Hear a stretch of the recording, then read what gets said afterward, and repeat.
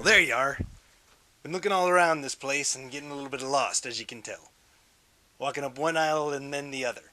But come along with me and maybe we can talk to some people and find out, you know, how to navigate this place, because it's pretty friggin' big. Here we are on the second floor of the Texas Tech Library and the Digital Media Studio. And this here is Chris Starch. And could you tell us a little bit about what you do here and your function in the Digital Media Studio? Well, I'm the director of the Digital Media Studio, and we have a lot of technology that students and faculty can come use and create projects such as this and other things for classes or whatever they need to do. We obviously, because we're using one of your cameras, so we know you got cameras here, but That's right. what other kind of things do you have that the students can use and whatnot? Well, we have a lot of workstations that have video editing software, and we also have some workstations with audio editing software. We're also building a 3D animation studio here where we'll have computers with lots of different kinds of animation software that students can come in, faculty can come in and actually create Shrek or whatever they want to create with this software and these computers. That's being worked on right now? That's being worked on right now. Is it? Do you have a room set aside that you could maybe show us or something? I certainly do. All right, could you take us there? I can. Thank you.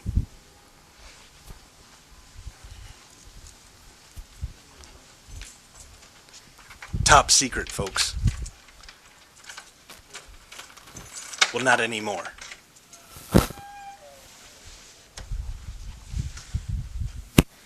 This is it. As you can see, we've been doing some video in here, doing some video recording in here for a video that we've done and that is actually going to be on the iTunes U site. It was for the FACE event, the Faculty Academic Contributions Exhibit event, which is all of those entries are downstairs and can be seen in the Crosland room downstairs. But as you can see, this room is a little bit in disarray, but the electrical guys were here the other day and they put in some more electricity into this room so that we can use our beefy computers. They're going to take a lot of electricity. We'll also have some networking work done in here. We've ordered furniture, so that hasn't all come in yet, and it's going to be a really neat place to work, and we're going to try to create a really nice environment. So these computers that you're bringing in, these are specifically for 3D animation? That's correct. And right now it's more of a studio type setup. Is that what you got going on here? Just Yes, it'll be its own room, and this wall will come down, and we'll use this entire room, and we'll have them on for pieces of furniture that'll be set throughout the room. We'll have different stations set up, and students can come in, faculty can come in, staff, and well, really anybody can come in and work on them and create things. And it's going to be a really exciting place to do whatever they can dream up, whatever they can think of. And here we are in the music studio, and could you tell us a little bit about the equipment that's around in here? Sure. We have 3 G5 Power Macs that are in here, and they each have keyboards hooked up to them. We have 2 Yamaha SO8 keyboards, and we have a third keyboard that is actually a Triton Extreme keyboard, and it's a very nice keyboard. All of these keyboards are very nice, and students can come in and they can compose music. We have composition software on here. We have Finale and Sibelius both, so they can come in and let their imaginations go wild, I guess. How many people would you say use this a day or a weekly basis? Well, probably on a daily basis. It depends. You know, of course, around this time, closer to finals, we see more people using our equipment overall throughout the entire DMS. But we probably have a couple of people a day come in here and use this actual equipment here.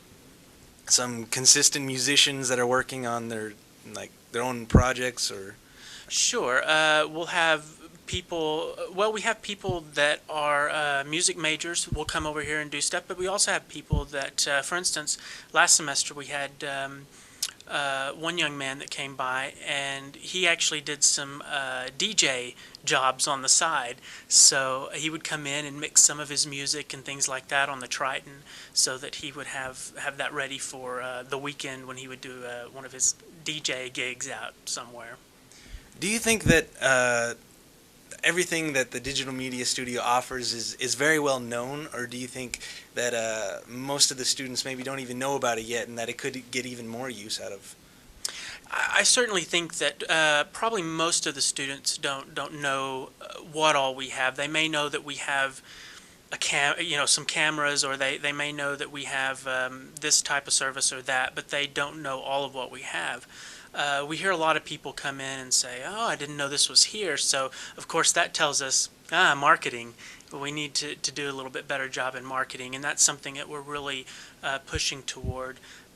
We plan on doing a grand opening this fall for the 3D animation studio, and of course the 3D animation studio will take over this space as well, but these things will move to another room, and so they'll have their own dedicated room as well.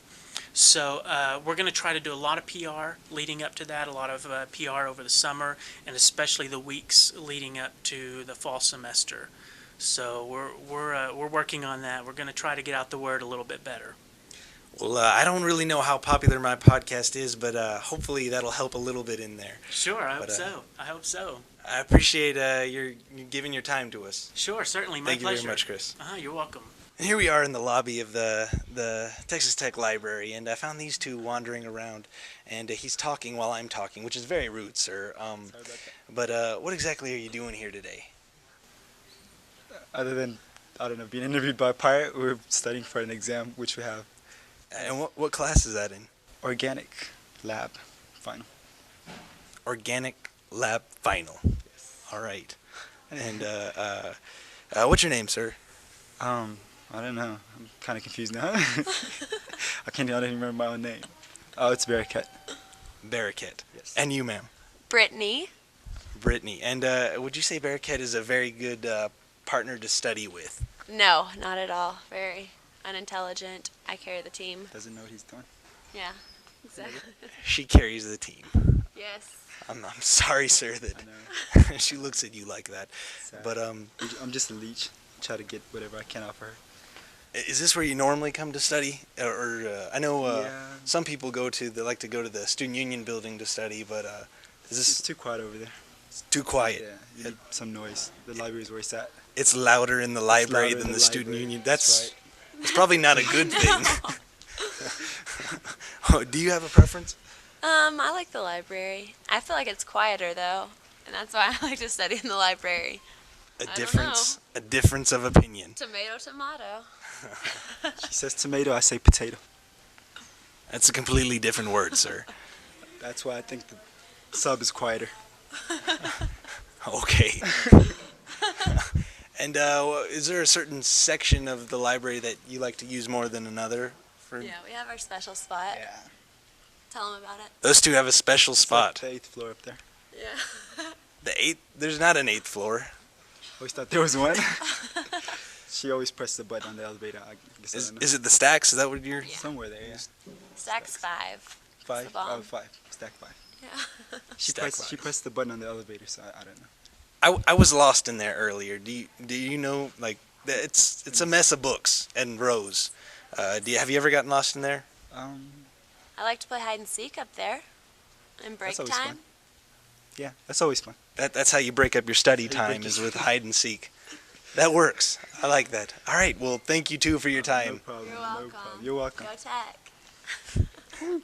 And I finally found my way around the book stacks, and we found Katie here looking through the books. And could you tell me a little bit about what you're looking for and what you're doing here? Well, actually, I am doing a project over, it's in the Journal of Personality and Social Psychology, and I have to write a paper about something that we talked about this year. So I finally found the book I was looking for, and so now I'm just about to research the topic. Was it easy to find the book you're looking for, or was No. it kind of an ordeal? Yes, it was very confusing, and so I finally found the numbers on the side and made my way here. Have you ever gotten lost in the stacks? Because I was lost here earlier. Yes, I have. Yeah. And what class is this that you're doing it for? It is for psychology, some psychology class. And do you come here often? Is the library maybe a place that you like to study, or what do you normally use it for? The only time that I actually do come is when I have to, write a paper or something, or when I have to get away from the house and have a different study time. So, Annoying roommates? yes. That happens. I have a couple. But it's harder to get away when you're on a ship, I gotta say. Seasickness becomes a factor there too. If I'm really annoyed, I'll just throw up on them.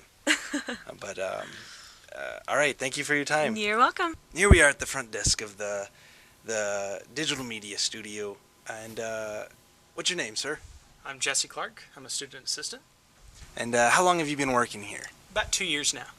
2 years. And so you get like, do you get extra bonuses like access to stuff that people normally wouldn't? No, not particularly. No, not even like first dibs on camera checkouts or anything? No, sometimes we get to check out movies a little earlier than other people, but that's about it.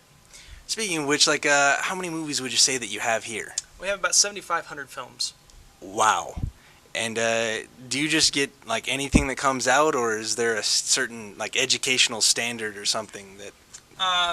No, we just about once a year we get to order from a budget. They're given a budget with a certain amount of money, and we get to spend it on videos. We try to pick culturally significant videos.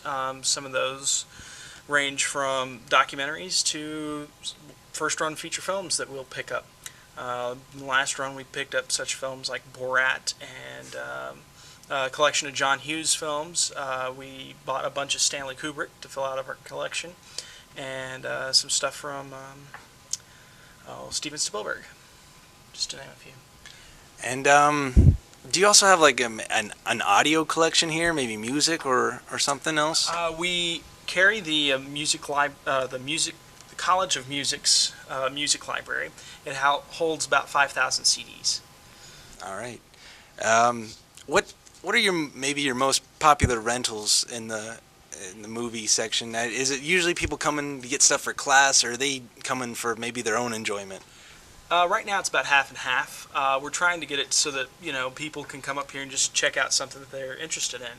But we get a lot of people that are interested in first-run movies, a big chunk of the time, and then we have some people that are looking up such things as a video on Africa. We have several videos that deal with travel to Africa, diseases in Africa, etc. And with your checkout policies, is there like penalties that you have for people bringing stuff back late? Like I know several times that when I've checked out a camera or have come to check out a camera, maybe someone hasn't brought it back on time yet, and so there I am left without a camera because this person won't bring it back on time. What do you do about that? Well, for video cameras, we have a policy of if it's not back in 24 hours, we will notify the individual. Coming up soon in the next year, we're going to start implementing a system which you're charged per hour that an item is not due back late.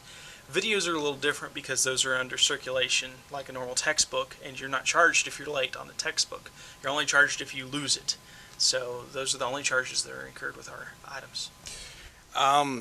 That seems like that would be a pretty effective policy there. But for right now, that's not in place as of right now, you said, right? Right. And so right now we don't charge you if you're late. But we will reprimand you on video cameras. So if you're late with a video camera, you might not have that privilege anymore. Beware of a harsh reprimanding, you late camera turner-inners. And would you mind if maybe I were like a camera bouncer? Could I maybe hang out here and take care of those people? Sure. You have a plank? I do not have a plank with me. That's on my ship. Because I'd love to just stick it right out here and drop them off the second floor. That'd be great. But maybe I'll find some other way to deal with that.